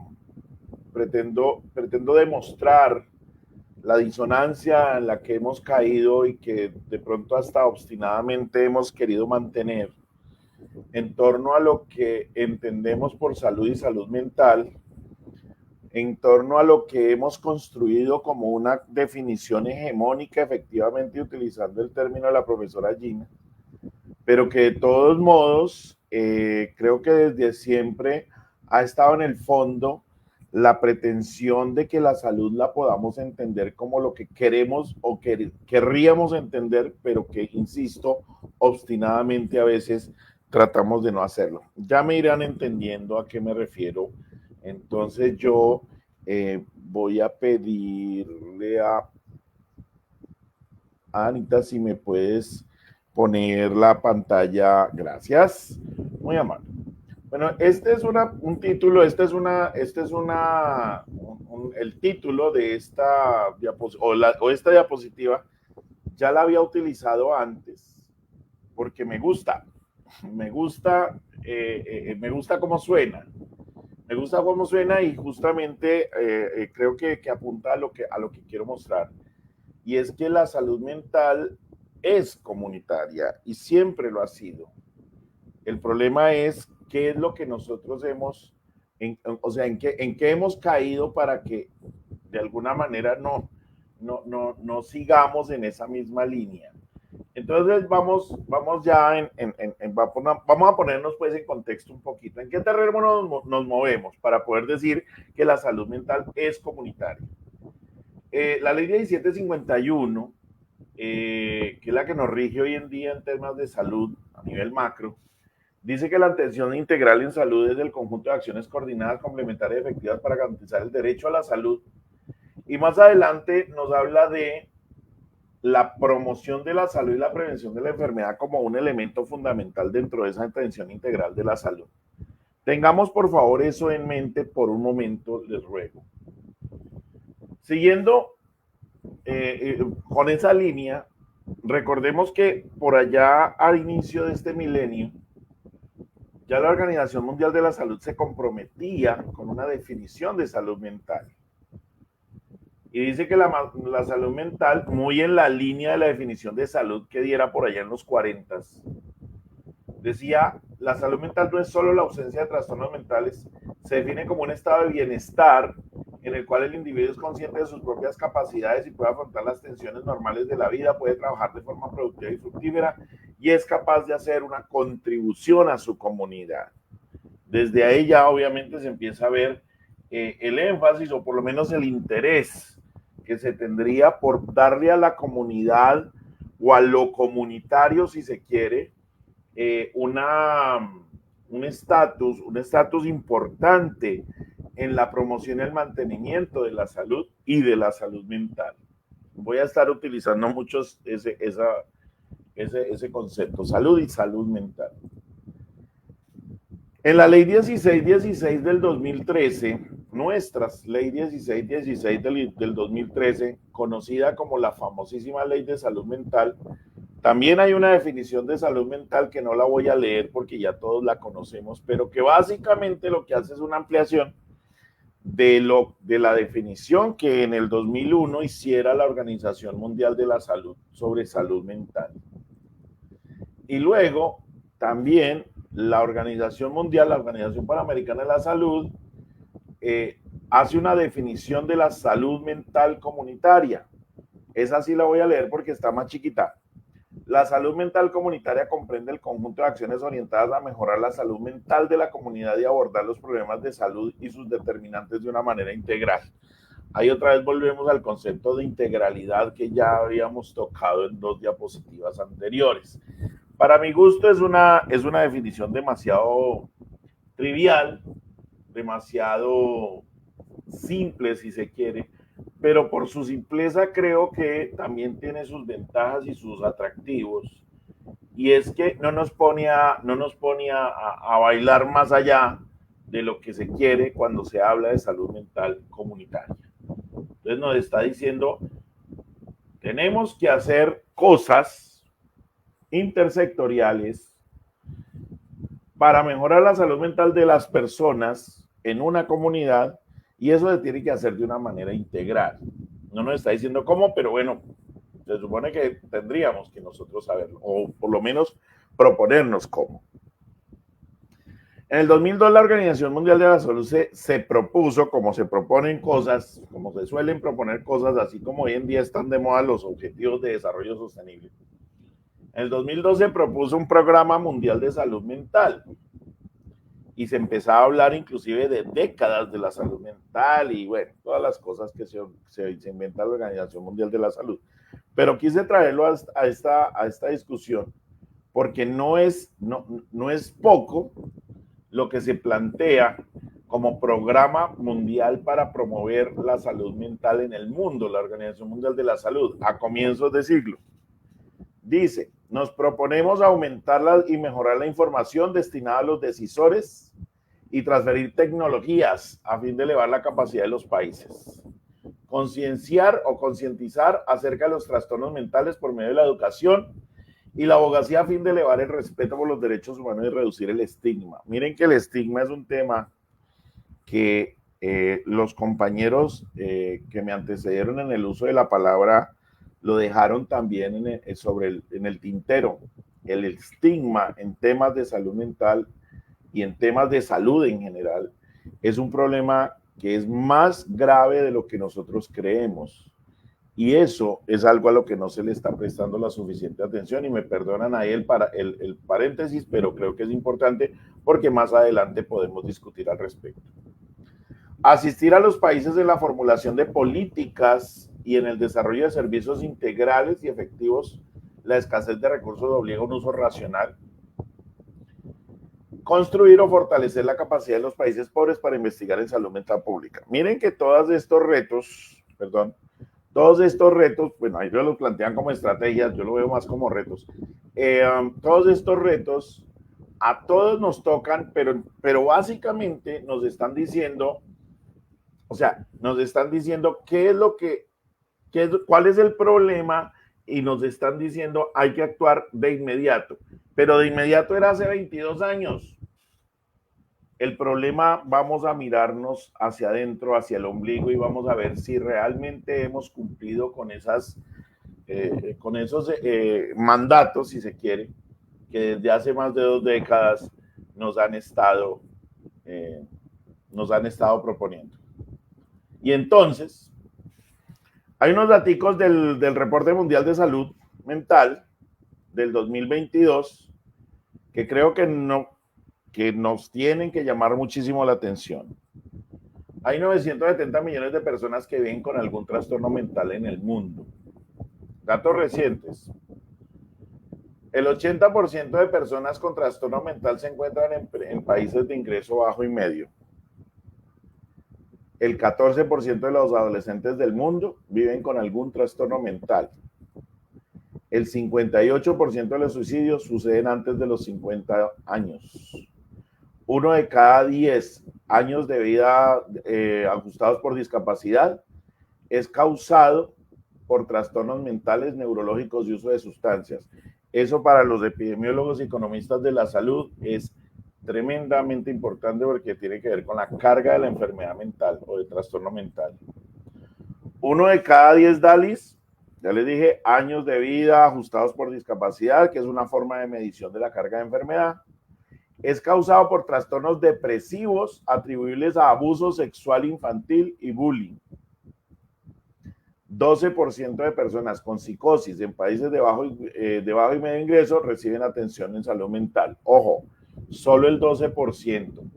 Sabemos lo que tiene, las implicaciones que tiene el no atender de manera adecuada trastornos psicóticos y solamente el 12%, o sea, se nos está quedando el 88% de los pacientes que viven con psicosis sin atención.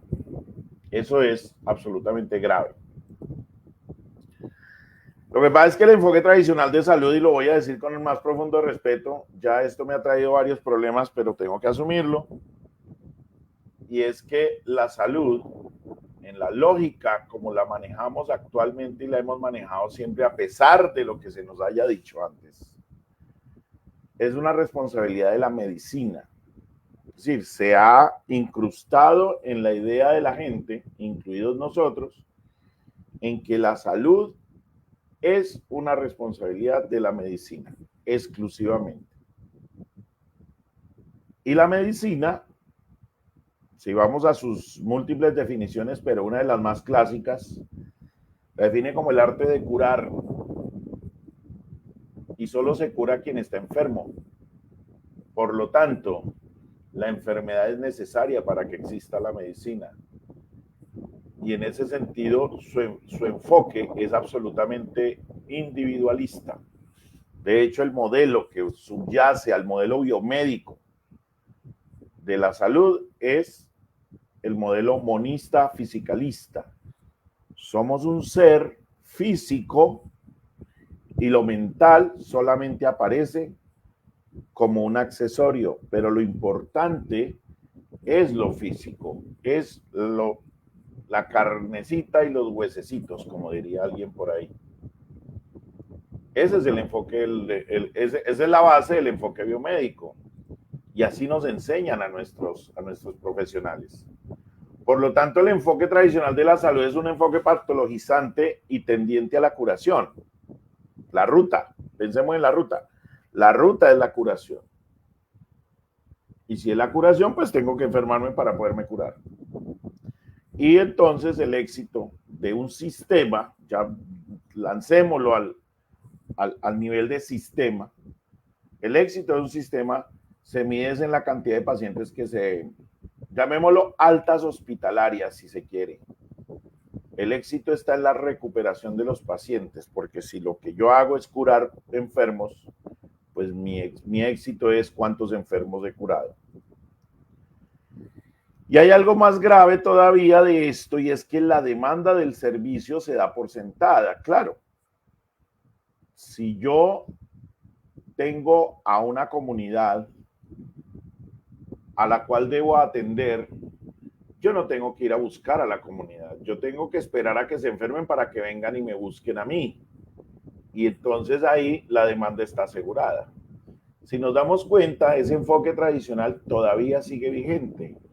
Y como lo dije en un principio, obstinadamente nosotros mismos, inclusive quienes estamos aquí en este espacio, muy seguramente caemos en la trampilla, a pesar de que lo digamos de otra manera, pero caemos en la trampa de solamente pensar, por ejemplo, en los servicios de salud cuando estamos enfermos. Es muy de nosotros, es muy de la vida. Y eso va muy en línea, por ejemplo, con lo que decía la profe Gina hace un ratito, acerca de esa cosmovisión de la salud como enfermedad. Casi que es un chip que tenemos instalado que hace que se haga esa shift, ese cambio automático, que cuando nos dicen que es salud, inmediatamente pensamos en enfermedad, precisamente por esto que se está mostrando acá. ¿Cuáles son los determinantes de la salud? Pensemos en algunos. Fíjense en esto, la distribución desigual de las necesidades de salud mental según Producto Interno Bruto.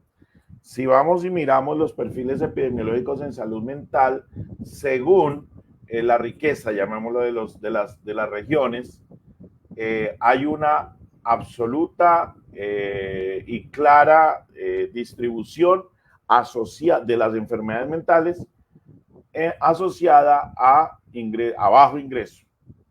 A bajo ingreso.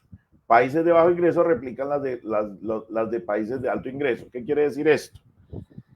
A pesar de que los perfiles son diferenciales entre países de alto y de bajo ingreso, los países de bajo ingreso toman las medidas y las políticas de salud mental de los países de alto ingreso. Entonces, no son políticas que estén ajustadas al contexto y eso hace que se perpetúe el problema. Por supuesto que hay hábitos de consumo que están muy relacionados con la pobreza y la inequidad.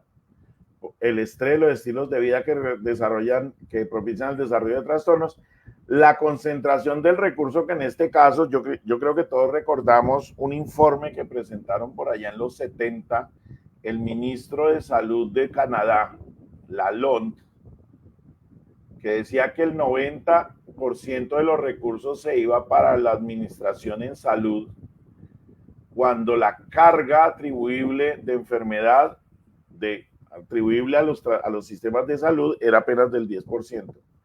Hoy en día estamos hablando de que la plata, el 67% se va para hospitalización pero el problema es que la hospitalización o el sistema de salud no tiene cómo demostrar que realmente la carga de enfermedad sea del 67%. Es decir, hay una incoherencia clara entre la destinación de los recursos y la carga de enfermedad atribuible. La cobertura de atención es obviamente diferencial y ahí entonces, entre otros aspectos, nos estamos demostrando que en efecto la salud y la salud mental no se distribuye de manera aleatoria, no se distribuye de manera equitativa, y eso nos lleva a que el tema de las crisis civilizatorias se haga mucho más evidente cuando hablamos en términos de salud mental. Pues hay algunas apuestas, pero no son apuestas ni siquiera obviamente, ni más faltaba que pretenda decir que es una apuesta de Fabio Salazar, ni mucho menos ni del Grupo de Investigación en Psicología Positiva. El Grupo de Investigación en Psicología Positiva se creó en 2007 y venimos trabajando en algunas propuestas y algunas ideas y algunas reflexiones en torno a lo que significa pensar en positivo, pero no de manera ingenua. Nosotros no somos los que vendemos caritas felices en un semáforo por si las dudas, porque a veces se ha creído que psicología positiva son caritas felices, pensamiento, ¿cómo es que los llaman? Actitud mental positiva, no, nada que ver. Los modelos positivos son otra cosa, y en este caso, por ejemplo, Yahoda, en el 58, es decir, antes de que cualquiera de ustedes y yo naciéramos, ya había planteado, por ejemplo, un modelo de salud mental positiva. ¿Qué es el modelo de salud mental positiva? No me voy a quedar en esto porque esto es un asunto de otra clase. Pero por lo menos pensemos en cómo están las actitudes hacia sí mismo, cómo está el tema de la autoactualización, que tiene que ver con implicación por la vida, implicación en la vida y motivación por la vida. ¿Qué tiene que ver? ¿Cómo estamos de afrontamiento al estrés? ¿Cómo estamos de autonomía? ¿Cómo estamos de percepción de la realidad? ¿Y cómo estamos del dominio del entorno? Y si ustedes se dan cuenta en esto del dominio del entorno, es un tema que ahorita lo estamos viviendo con es decir, hay un auge de movimientos que hablan del entorno y el cuidado del entorno y demás, pero esto del entorno y de la relación con el ecosistema no es nuevo, y si ustedes se dan cuenta, esta propuesta de Yahoda ya nos empezaba a decir, usted tiene que ser parte del entorno, pero en el sentido ético también. No era solamente que usted sea el dueño de lo que tiene, o sea el dueño de lo que le rodea, sino que además cuál es su relación con el entorno, y eso ya no lo venía planteando, y miren, parece que no hemos hecho caso. Otro modelo un poquito más reciente lo plantea un señor de apellido Seligman, que seguramente la mayoría de ustedes conocen, y es una forma de mirar el florecimiento humano, que era algo que nos decía Aristóteles, que teníamos que apuntar. De hecho, la propuesta de eudemonía de Aristóteles estaba encaminada hacia el florecimiento humano a través de la arete, de la excelencia, de la búsqueda de la excelencia. Y nos dice Seligman, ¿es posible florecer? Sí, es posible florecer. ¿Cómo? Cultive las emociones positivas, el compromiso con lo que hace, unas relaciones significativas, no tener muchos likes en Facebook, sino tener relaciones que realmente sean significativas. Eso se traduce en red de soporte social efectivo. Significado y propósito en lo que se hace y sentido de logro. A eso se le conoce como el PERMA. Si se dan cuenta, es un acrónimo de las iniciales de cada uno de estos elementos en inglés. Y es una propuesta que es de muchas de las que hay acerca de cómo se construye salud mental, ¿no? Y no es cogiendo peloticas de caritas felices y apretándolas y ya con eso es feliz. Si ustedes se dan cuenta, hay un montón de elementos que aquí están encerrados y que tienen mucho que ver con lo que los compañeros ya han mencionado previamente, que se puede cultivar y que realmente hay que trabajar en la lógica de cultivemos esto en el sentido positivo de la salud mental. ¿Eso es posible? Bueno, pues aquí se ha hecho en el departamento del Huila por lo menos ya un primer avance que a mí me parece significativo con la expedición de la ordenanza 035 del 2022, mediante la cual se adopta la política departamental de salud mental para la vigencia 2022-2032, 2022-2031. Y básicamente formula 5 ejes.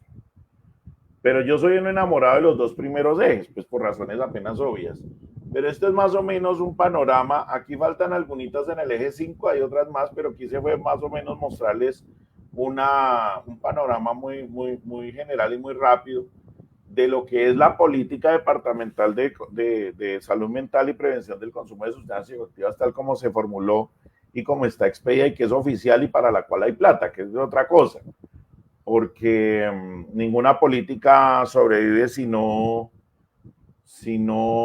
hay recursos, y afortunadamente pues se le designó un presupuesto a la política. Siempre va a hacer falta, pero por lo menos, ya les digo, hay plata para eso. Entonces yo quiero que nos concentremos por un momentito nada más en el eje 1, en la línea de estratégicas del eje 1. El eje 1 se llama fortalecimiento de factores protectores para la promoción de la convivencia, la salud mental y la reducción del consumo de sustancias psicoactivas. No estuve de acuerdo yo en que le metieran reducción del consumo de sustancias psicoactivas, porque eso debía ir en el eje 2, pero bueno. Pero miren que, por ejemplo, aquí, y va a tener mucho que ver con lo que los compañeros ya mencionaron en sus presentaciones maravillosas que han hecho previamente.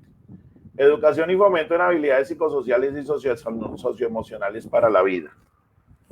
Yo les digo a mis estudiantes, trabajo hay. Y si no, miren nada más aquí. Educación y fomento en habilidades psicosociales y socioemocionales para la vida. Priorizar acciones del entorno familiar y educativo para proteger la infancia, la adolescencia y las mujeres mediante la promoción del involucramiento parental. Promoción de la salud mental positiva, libre de estigma y discriminación en los entornos. Acciones intersectoriales que promuevan el uso adecuado y productivo del tiempo libre a través de actividades culturales, educativas, productivas, vocacionales, deportivas en los entornos, para lo que decía la profe Gina, por ejemplo. Y aquí que le decía el profesor Juan Camilo, miren, fortalecimiento de la cultura propia como factor protector de la salud mental desde la formación a las estructuras de salud en los entornos propios de desarrollo de actividades de cuidado propio establecidas en los planes de acción en el marco de los modelos.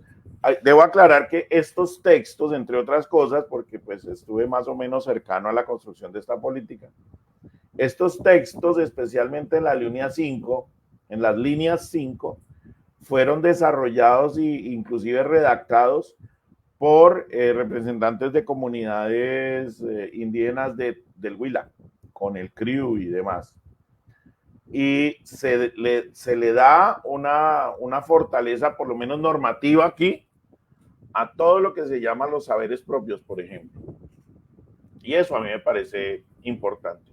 Nadie dice que la política sea perfecta, pero si hay algo por lo que hemos peleado siempre, y es darnos un soporte para el cual podamos ejercer presión y trabajar en la línea de lo que se está hablando, pues la política está ahí. ¿Que hay que modificarla? Listo, modifiquémosla, pero por lo menos la política está ahí.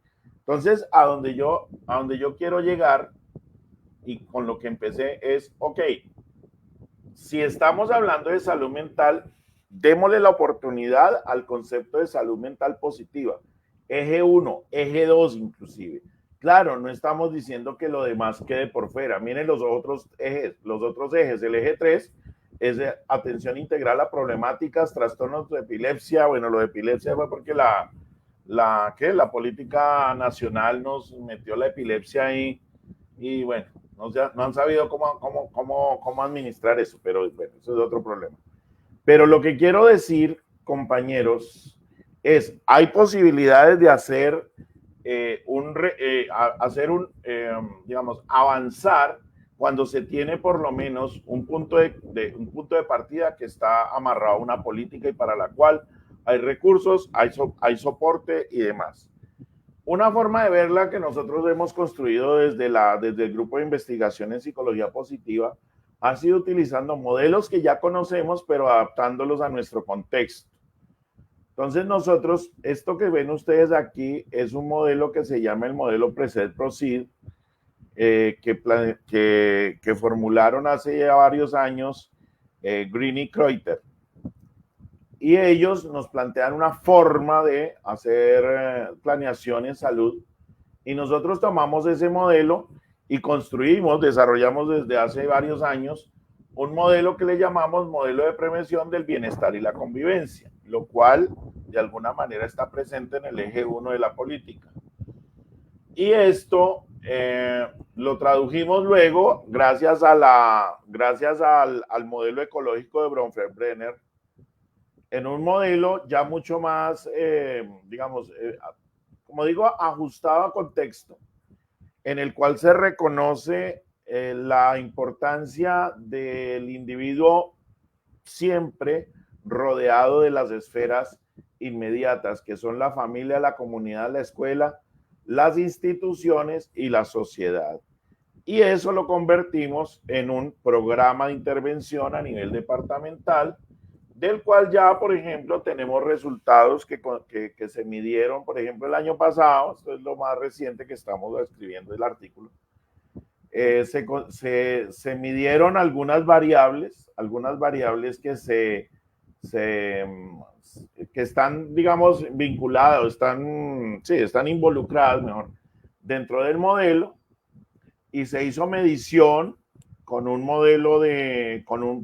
diseño de intervención comunitaria, y se midieron 3 variables gruesas que se llamaban calidad de vida, bienestar subjetivo y funcionalidad familiar. La calidad de vida en particular fue muy interesante porque medía 6 dimensiones, y si ustedes se dan cuenta en las gráficas, bueno, no solamente en calidad de vida, sino también en bienestar subjetivo y funcionalidad familiar, se dieron diferencias significativas, todas con efectos positivos. Se hizo medición del efecto también, y los efectos fueron muy favorables tanto en los adolescentes, aquí no están las gráficas de los padres de familia, de esos adolescentes que también participaron, lo cual nos permite ver con buenos ojos el hecho de que sí es posible levantar evidencia de estas propuestas que se están trabajando enfocadas en salud mental positiva.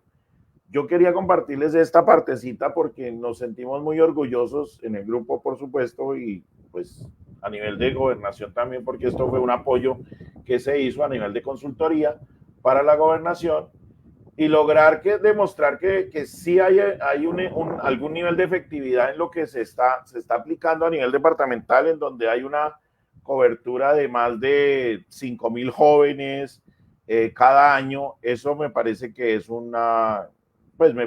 algo para mostrar. Básicamente la invitación final, para dejar algo para discutir luego, es tratemos de recuperar ese enfoque positivo de la salud y la salud mental. Qué chévere podría ser pensar en hacer promoción en lugar de prevención, pero bueno, también podríamos pensar en hacer prevención en lugar de tratamiento. Pero si ya se nos escapó un poquito, entonces qué bueno poder hacer tratamiento en lugar de rehabilitación. Y finalmente, pues qué bueno, si no alcanzamos a más, al menos hacer rehabilitación en lugar de sepelio.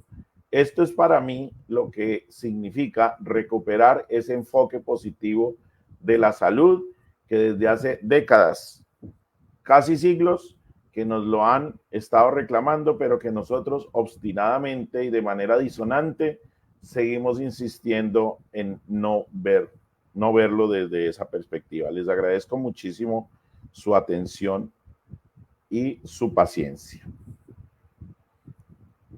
Profe Fabio, usted muchas gracias también precisamente por esta presentación que nos desarrolla y que también nos ubica dentro de la discusión que desde el foro hemos querido plantear, y nos la ubica precisamente discutiendo desde la política pública y desde la conceptualización que desde salud se ha venido desarrollando.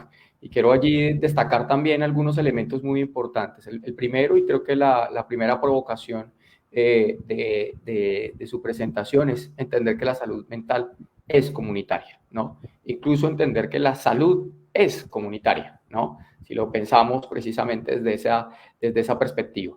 Y que la invitación es a preguntarnos, y creo que es parte de este foro también, en qué momento dejamos de pensarla de esa manera, la separamos, ¿no?, de las otras dimensiones de la vida y la concentramos solamente a la atención de la enfermedad, solamente a los modelos de atención biomédica, física principalmente, que terminaron alejándonos precisamente de esta preocupación, y que incluso las políticas públicas durante mucho tiempo estuvieron concentradas desde esa perspectiva.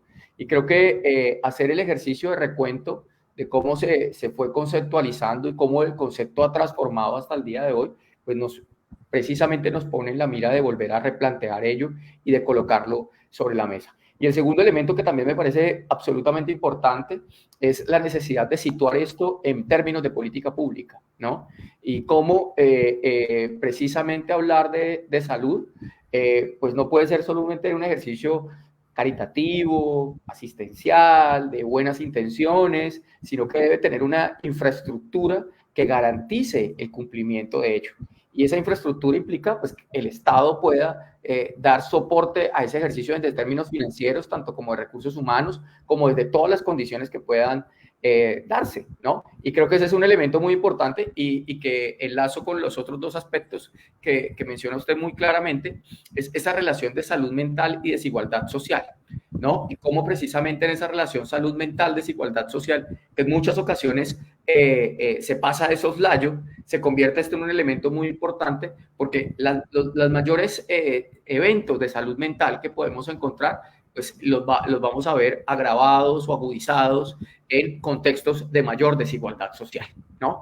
Y entonces, en contextos de mayor desigualdad social, vemos eventos agudizados de salud mental y sistemas de salud precarios que no logran responder frente a ese ejercicio, lo cual termina generando un elemento de bucle que termina reiterando y agrandando aún más los problemas. Y creo que ese es un eje muy, muy importante que menciona usted también en ese ejercicio.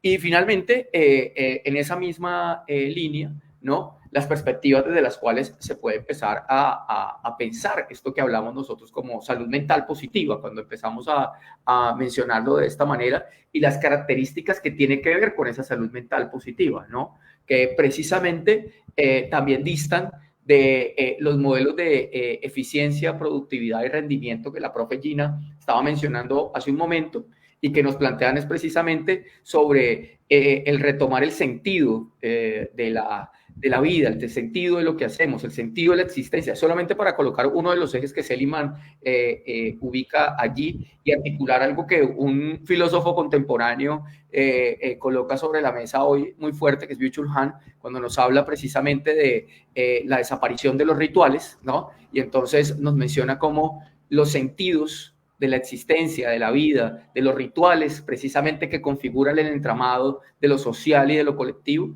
han desaparecido, y cuando desaparecen los sentidos, pues precisamente empiezan a aparecer estos otros malestares, ¿no? Entonces, recuperar los sentidos frente a lo que hacemos y frente a lo que somos se convierte también en un eje fundamental. Y se enlazan, yo creo que las tres presentaciones, ya un poco recogiendo lo presentado hoy en la tarde, ¿no? En un primer momento, la perspectiva que nos ubica Juan Camilo, mencionándonos precisamente la necesidad de abrir las dimensiones de la salud para entender las dimensiones espirituales, las dimensiones comunitarias y las dimensiones también con la naturaleza, digámoslo, empezando a hacer un desplazamiento de esas ontologías individualistas desde las cuales se concibe al sujeto moderno, y empezar a entenderlas desde unas ontologías relacionales en donde hay una continuidad precisamente con esas atancias humanas y no humanas, si lo queremos colocar en términos de Bruno Latour, para poder entender ese proceso, ¿no? Lo segundo, que también se convierte en un elemento importante, como problemas muy concretos que se dan en elementos locales están entrelazados con elementos también globales, y que eso se convierte también en un punto importante de análisis. Entonces, analizar la salud en lo micro, implica también analizar la salud en lo meso y en lo macro, en las diferentes distribuciones y dimensiones en las que es importante abordar. 3, que la salud no solamente se entiende en contextos hospitalarios, como en mucho tiempo, digámoslo, en esa excisión que mencionaba el profe Fabio hace un rato, se nos dio, la salud pareciera que se entendiera solamente en relación con la medicina y con contextos hospitalarios, y que no fuera en otro asunto de la vida cotidiana, ¿sí? Que la salud se entendiera solamente cuando estamos hablando de la enfermedad, y de la salud mental entonces solamente cuando nos sentimos enfermos o por no funcionales, ¿no? Dentro de la lógica del mundo del capital. Y entonces Gina nos empieza a hablar de los contextos escolares, ¿no? Profe Gina nos habla entonces de unos contextos escolares que son entramados relacionales, que son entramados que tienen que salir de las 4 paredes para conectarse con la vida y precisamente para cuidar de la vida. Cómo empieza a plantear la necesidad de una escuela, ¿sí? Que empiece a reconocer la vida como uno de los ejes centrales de ese proceso, ¿no? Cómo el cuidado se convierte en una de las características también importantes. Entonces, salud, cuidado también se convierten en un enlace muy importante frente a ello, y el profe Fabio finalmente nos dice entonces esa relación, ¿no? En la cual la salud mental es comunitaria, ¿no? Porque inevitablemente tenemos que volver a retornar a ese enlace, a ese elemento relacional, y entender también en esa línea que se ha venido conversando las relaciones que tiene con la desigualdad social, con los sistemas de salud y con las características precisamente que se tienen que abordar para poder entender una salud mental. El profe Fabio lo llama una salud mental positiva. Se ha mencionado dentro de este espacio una salud mental comunitaria, una salud mental colectiva, pero creo que estamos apuntando hacia un mismo horizonte, que creo que es el eje central, ¿no? La urgencia de transformar los paradigmas, de recuperar una serie de concepciones que en Occidente se han construido, y la necesidad precisamente de que esa incidencia se haga en todos los niveles para transformar tanto las prácticas institucionales como las prácticas comunitarias, locales, que desarrollamos en torno a la salud y a la salud mental. Entonces, agradecerles, profes, frente a esa intervención que ustedes han desarrollado en la tarde de hoy. Solo no tenemos preguntas en el chat en este momento en Facebook. Sin embargo, quisiera plantearles una última pregunta de cierre. ¿Cuáles considerarían ustedes, a partir de esto que hemos conversado, que serían aquellas recomendaciones que se deberían dar en términos de la enseñanza y la formación, ¿no?, en salud y en salud mental, para poder incorporar estas perspectivas? Porque precisamente la mayoría del público que tenemos hoy aquí reunido es un público que son estudiantes universitarios y que requieren precisamente esa necesidad de poder conversar también sobre esa enseñanza y formación de el campo de la salud. Si alcanzaron a escuchar cortos de energía, creo que la profe Gina salió por un corto de energía. No sé si el profe Juan Camilo ahí también alcanzó a ser afectado por los cortes de energía, pero yo creo que ahí profe Fabio tiene la tarea ahí como de cerrar, porque tanto la profe Camilo, sí, también se me cortó, pero me duró un poquito, sí. Esto es cortesía de Electrohuila y sus altas tarifas, que también afectan la salud. Sí, todo afecta la salud.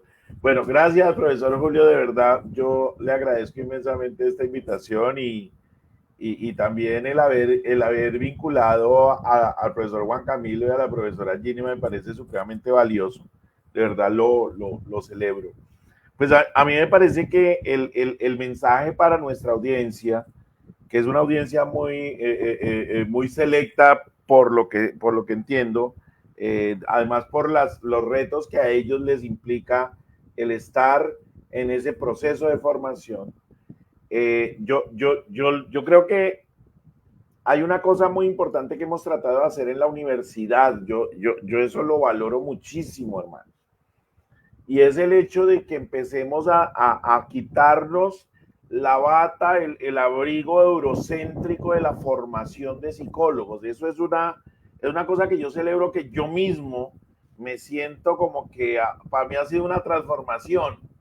Y eso yo lo veo como muy, muy favorable, porque el tener una psicología situada, el tratar de formarnos en una psicología situada y eso lo entiendo como una psicología en donde tenga que ver con el contexto. Eso es de las cosas más valiosas que se pueden llevar los muchachos hoy en día. Es decir, que entiendan desde hoy por siempre que su formación les obliga, digámoslo en esos términos, les obliga a siempre estar digamos, situados en un contexto y jamás olvidar a quienes es que se deben, y se deben a esa población. Y en esa lógica, todo esto que estamos tratando el día de hoy, a mí me pareció maravilloso, por ejemplo, lo que el profesor Juan Camilo nos contaba acerca de sus experiencias investigativas con estas comunidades indígenas. Es una vaina que a mí me apasiona muchísimo escuchar, porque me parece que eso es ver esa realidad de esa Colombia, como le dicen algunos, de esa Colombia profunda. Y cuando la profesora Gina también nos viene y nos plantea todas las vivencias y todas las implicaciones que tienen con la escuela rural, que a mí me parece también un tema hermosísimo, nos está también llamando la atención de que es que hay, y lo voy a decir como lo digo siempre, hay un mundo más allá de AIPE y más allá de Campo Alegre. Y eso es una cosa importante para que nuestros estudiantes lo tengan en cuenta, nuestros muchachos que están en formación y que van a ocupar